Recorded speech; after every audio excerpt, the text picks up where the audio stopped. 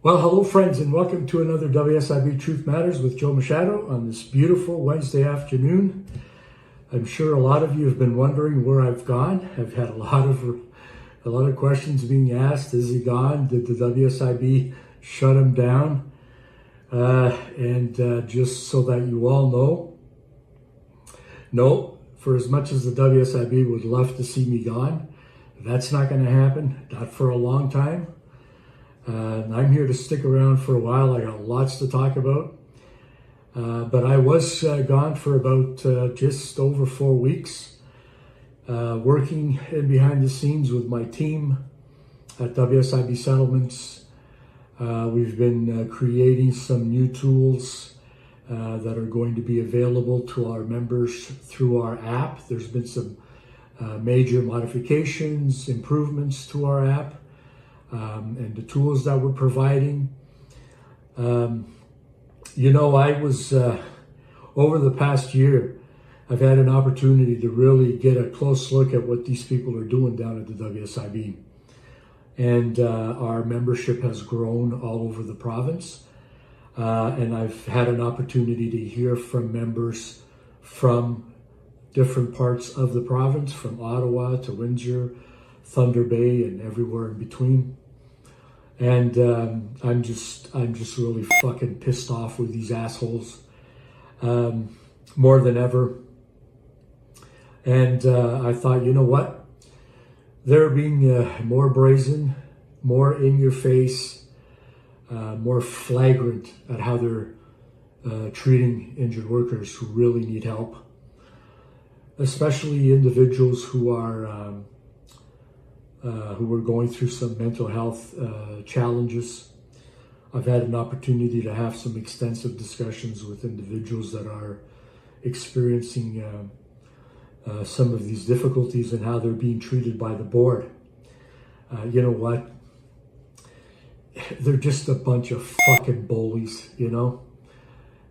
Like they're in a schoolyard picking on little kids who can't defend themselves. It's pathetic. It's fucking sick.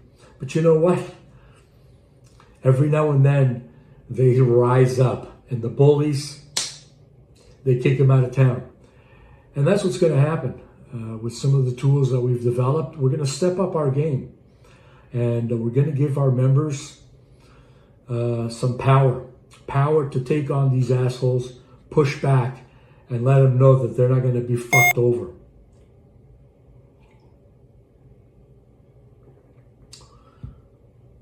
But that's going to be coming up in another video mid to late next week. I've got a bunch of announcements that I'm going to be covering that I think are going to be very powerful for injured workers. But today we're going to talk about settlements. So as you know, the name of our company is WSIB Settlements, and it was aptly named that way because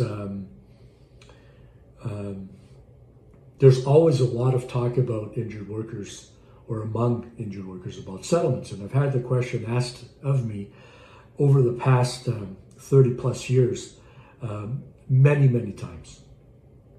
Oftentimes there's a misconception of what the actual term settlement means. And there is a difference between a settlement for injured workers covered under the Workplace Safety and Insurance Act, or one of the previous acts, and a settlement for long-term disability benefits with an insurance company, or a motor vehicle accident, or a personal injury claim that's being handled by lawyers through the courts. Typically, in those types of settlements, there's an offer made. I'm not going to get into details as far as the motivation for insurance companies wanting to do that, but they're motivated by money. But there are mechanisms whereby a settlement can be reached, and generally it covers a portion of the time where the benefits could likely be paid for. There's certain criteria that need to be met. But one of the more significant ones that really makes a difference between these types of settlements and settlements with the Workplace Safety and Insurance Board is that generally the plaintiff is required to sign a full and final release, meaning that once that settlement offer is accepted and there's a release signed, that matter is done for all practical purposes. There is no more action that can be pursued through the courts or otherwise with respect to that settlement. With the Workplace Safety and Insurance Board, it's different. It's different that because there are many different types of benefits that could constitute a settlement, but not in such a way as to cause the worker to be required to sign any sort of release with the WSIB or with the employer or anyone, really.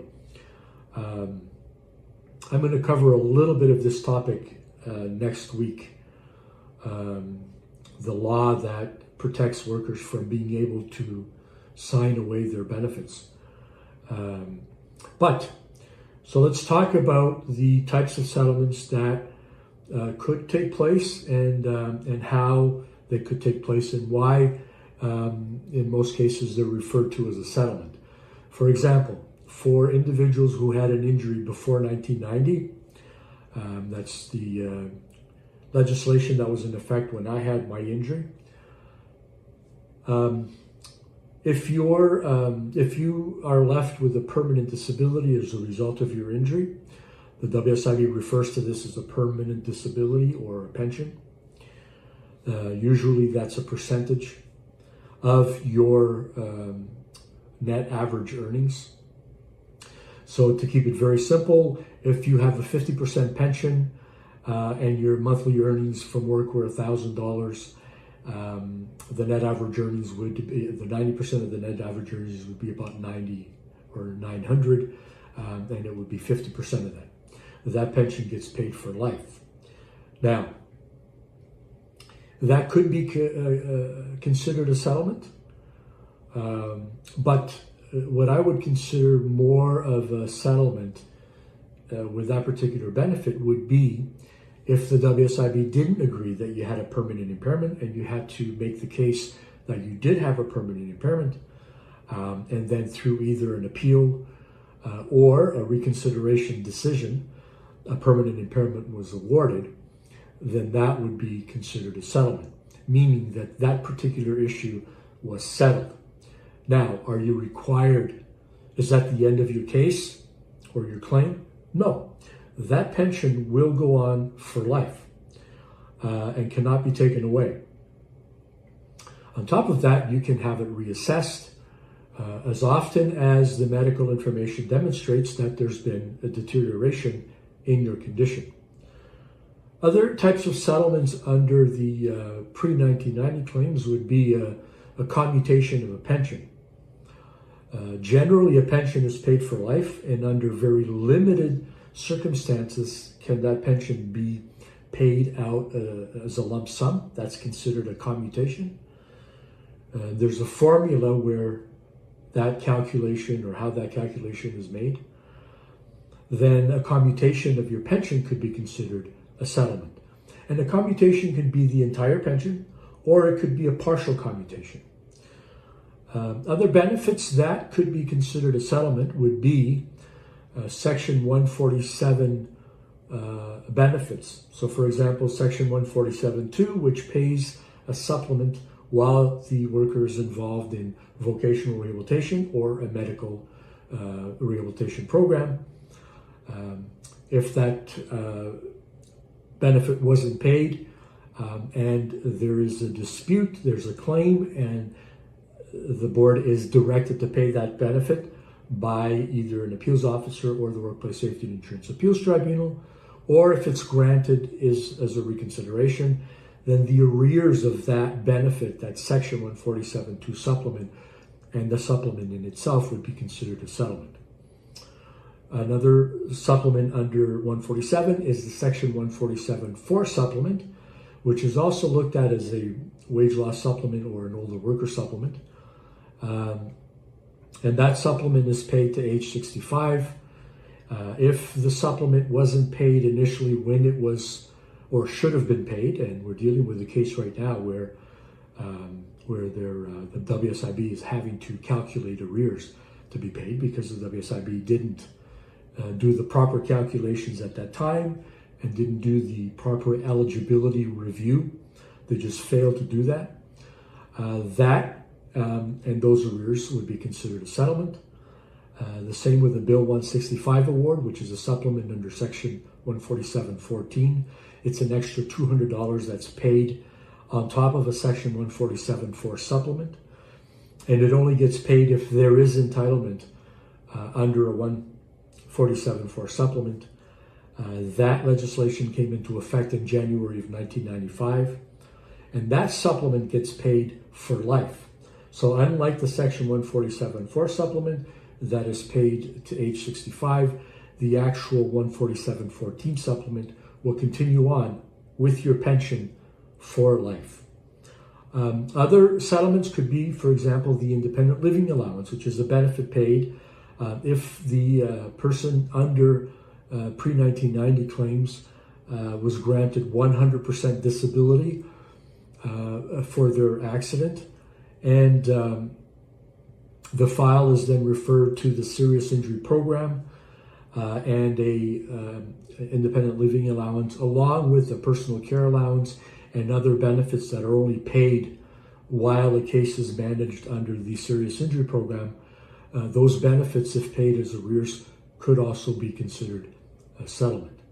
So basically, any type of benefit of the ones that I just spoke of that are granted either initially or on appeal, and there are arrears benefits paid, that sum of money would be considered a settlement, and the entitlement to that particular benefit would be a settlement. Again, does that end your claim and any entitlement to benefits thereafter? No.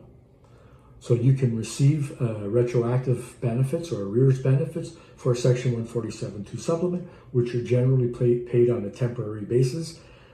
For Section 147.4, Section 147.14, independent living allowance, personal care allowance, all of these would continue on beyond that initial entitlement date and the date of arrears. For claims that took place after January 1st, 1990, and after January 1st, 1998, I'm going to cover those two in the same because a lot of the benefits are actually very similar.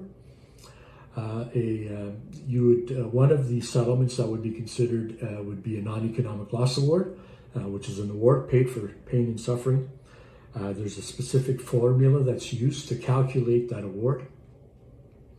And that benefit could be paid on initial entitlement, or it could be paid based on the results of an appeal. That would be considered a settlement.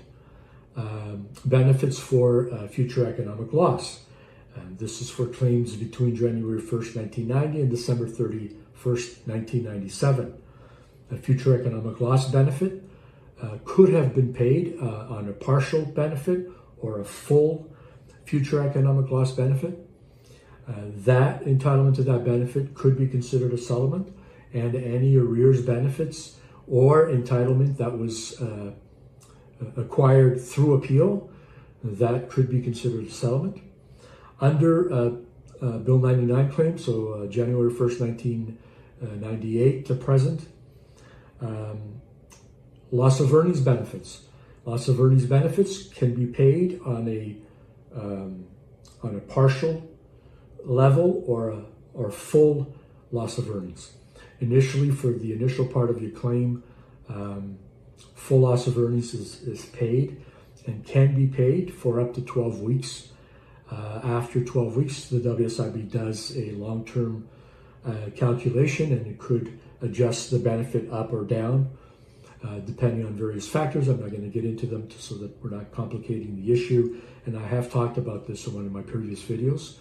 But yes, that could also be considered a settlement.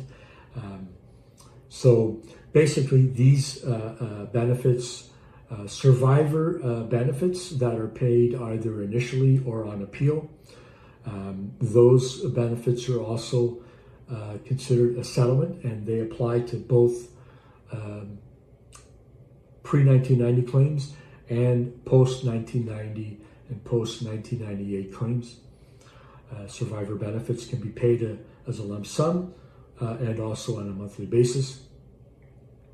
So these are pretty much most of the types of benefits covered under the Workplace Safety and Insurance Act and prior acts that could be considered a settlement in your case.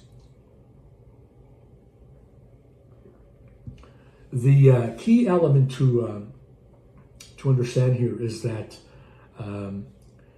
regardless of which benefit is paid and for how long, that does not end your claim. It's important that you understand that. This is where WSIB legislation is so much different from insurance law that governs insurance companies where long-term disability, a motor vehicle accident claim, or personal injury claim could be at play. There are other settlements that are covered under Section 63 agreement for Schedule 2 employers. They're a little bit more complex. So if you find yourself, if you're a Schedule 2 employer and you're subject to a Section 63 agreement, by all means send me an email and give me your particulars, and I can explain that in a little more detail to you. But there is a very specific process that the WSIB uses to calculate those types of settlements. So, my friends, as always, I appreciate taking this time to talk to you a little bit about what's going on with the WSIB, the laws that govern settlements, hoping to dispel any misconception about WSIB types of settlements. But as you all know, if you do have any questions about this video or any of our prior videos, by all means, send me an email at joemachado@wsibsettlements.com. It's up here on the screen.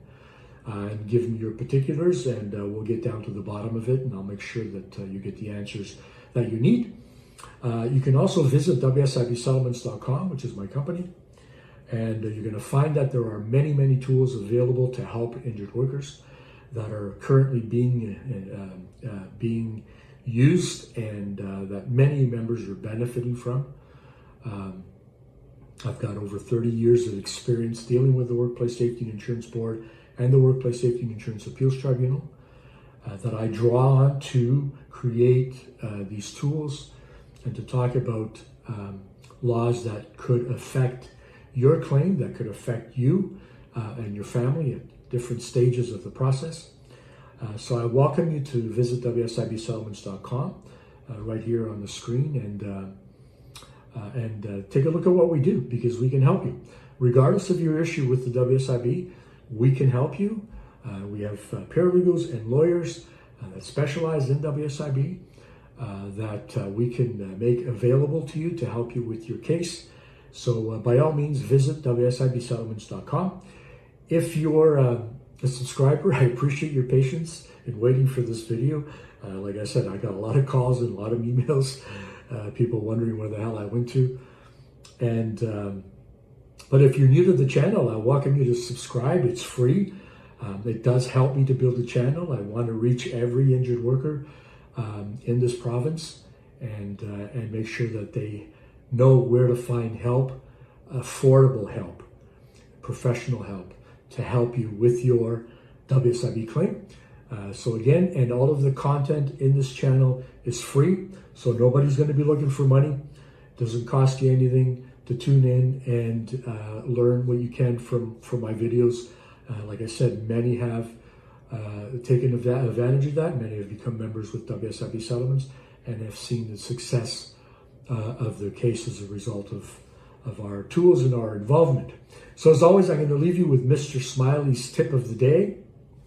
And here you go. So Mr. Smiley says, you cannot sign away your rights and protections under the Workplace Safety and Insurance Act. So if someone gave you the impression that you could enter into an agreement to sign away your rights, that cannot happen. I'm going to cover this at greater length in my next video, which is next Wednesday. Also, I want to tell you about our WSIB case audit and action plan. We've been doing a lot for many of our members, and the benefits are tremendous. If you really want to know where you stand with your claim and whether you've been properly compensated and what to expect in the future, and if you're having issues now, how to address them, you need to get a WSIB case audit and action plan. You get a report of everything that's happened in your claim to this point.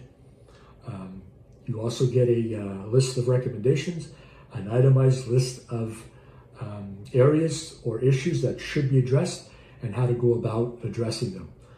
It's a valuable tool to have, regardless if you are being represented by a paralegal or a lawyer or your union rep or yourself.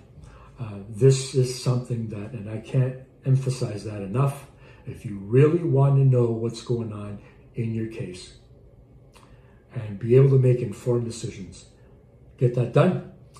We have a money-back guarantee. If we can't identify at least one area where you can recover at least the cost of that audit, which is $175, then you can visit our website for more information. We'll refund you the full fee. We have no interest in taking your money unless we can help you. Okay, so the next episode coming up next week, can an employee opt out of WSIB? In other words, can you say to your employer or your employer say to you, you got to opt out of WSIB?